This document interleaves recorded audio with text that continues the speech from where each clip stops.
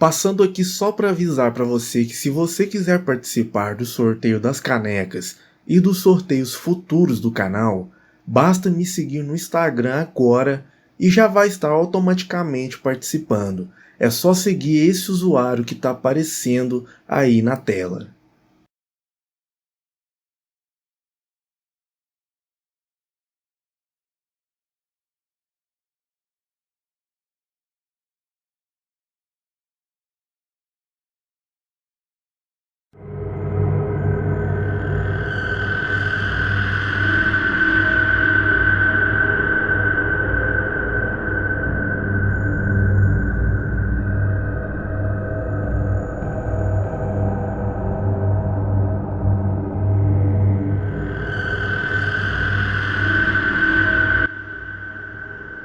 O relato que vou contar aconteceu com o meu amigo Francisco, já falecido. Eu e minha família tínhamos nos mudado para o Parque São José em 1996, porém só conhecemos ele no ano seguinte, em 97.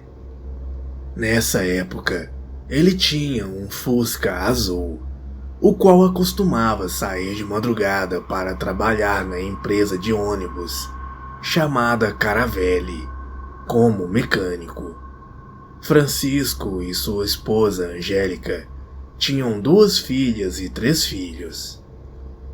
Ele tinha por hábito visitar nos finais de semana sua irmã, que residia em Linhares, no Espírito Santo.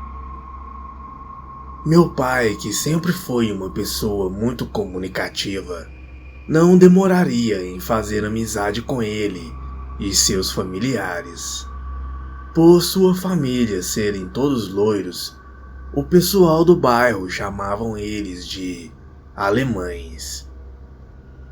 E esse ciclo de amizade durou muito tempo, antes de ele se mudar e logo após ficarmos sabendo que ele tinha infartado, vindo a óbito.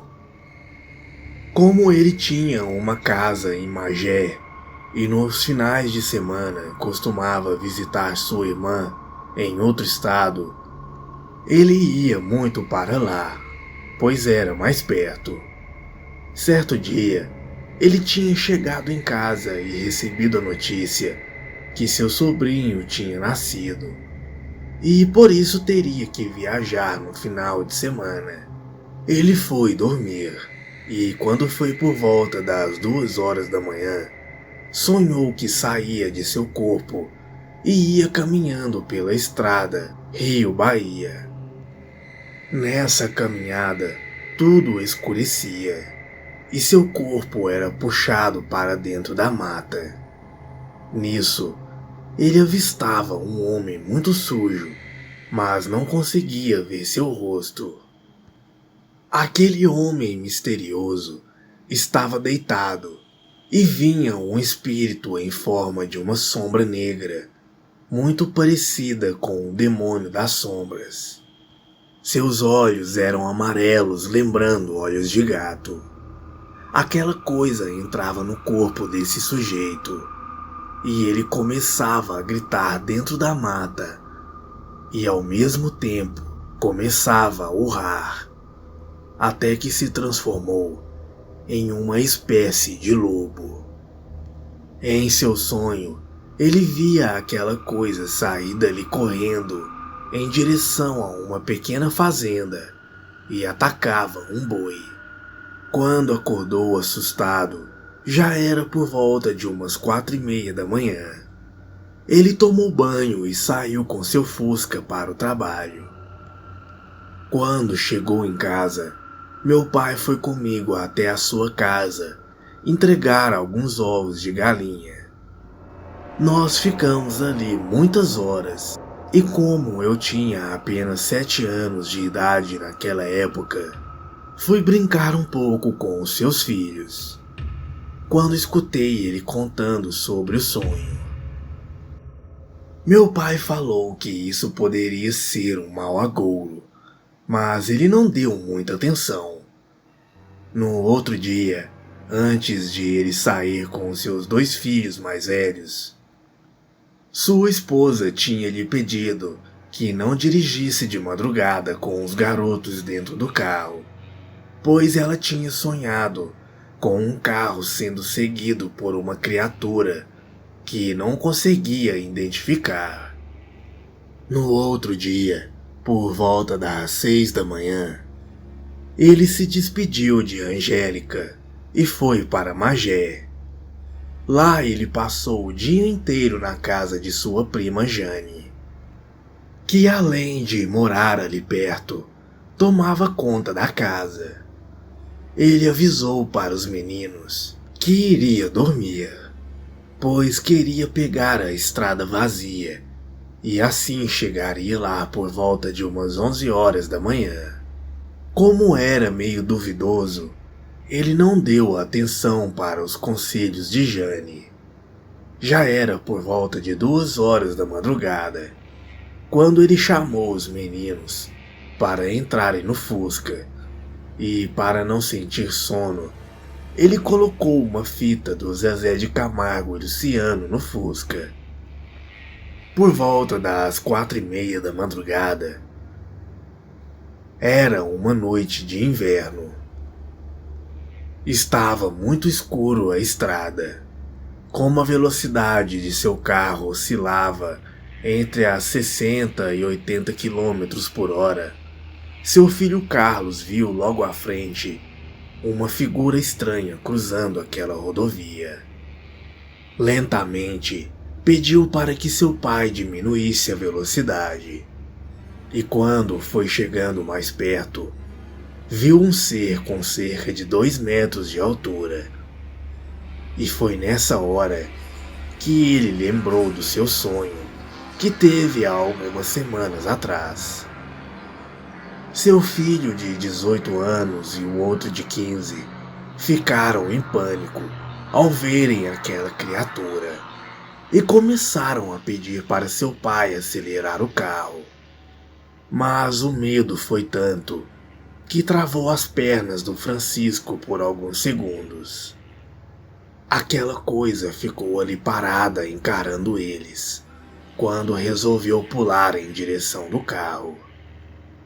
O baque foi tão forte que arranhou a tampa do motor do seu Fusca e, por impulso, ele aumentou a velocidade. Mas, para sua surpresa, aquela coisa ficou de 4 patas e saiu correndo atrás do Fusca. Nessa fuga, ele parou o carro mais à frente e pegou um calibre 38 que estava no porta-luvas, mas não viu mais aquela coisa. Ele já ia entrar no carro quando um dos meninos escutou o urro daquela coisa, que agora já estava dentro da mata. Além do cheiro forte de carniça, aquele bicho apareceu mais uma vez. Francisco nos contou que deu 4 tiros naquele monstro e acredita ter acertado seu peito e as suas pernas. Aquele ser gritava de dor e saiu se arrastando para dentro da mata. Ele dirigiu por alguns quilômetros e parou no posto de gasolina, quando decidiu voltar para casa. Todos, agora mais tranquilos, viram na sua frente um pequeno engavetamento e um pouco mais à frente uma carreta parada com sua cabine parcialmente destruída. Quando passaram ao lado daquela carreta, viram um homem deitado na pista e a polícia rodoviária aguardando a chegada dos bombeiros. O motorista da carreta estava em um canto da pista, conversando com os policiais. O Francisco estacionou o carro e foi com os garotos verem o que estava acontecendo. E, para sua surpresa, aquele homem morto que estava no meio da pista tinha marcas de tiros na perna e no peito. Ele perguntou ao caminhoneiro o que tinha acontecido, e o mesmo disse que estava dirigindo quando viu um vulto pular na estrada. Como não conseguiu desviar, bateu naquele vulto jogando-o para longe, e ao descer do caminhão, viu que se tratava de um homem todo sujo e ferido. Ao chegar em casa, eles contaram para muita gente o que tinha acontecido, mas muitos duvidavam. Meu pai procurou saber, e realmente houve aquele acidente na estrada, e fora noticiada no jornal da época, na altura da rodovia Rio-Bahia. Depois desse acontecido, Francisco nunca mais viajou de madrugada. Boa noite.